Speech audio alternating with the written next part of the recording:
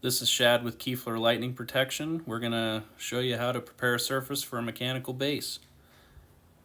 This also applies for any bonding that you may have as well. So first thing you're going to do, mark where it's going to be. Now you can see that this is marked well enough. You can use a crayon, screw, whatever. Then, once that's done, then you're going to pre-drill your holes to make sure that you have everything set correctly. Now that your holes are set, that's when you deox and cover the surface you just exposed. We use 3 screws instead of 4 because of what's underneath this unit. We can't get into. Technically, you only need 2 fasteners to fasten down a mechanical base.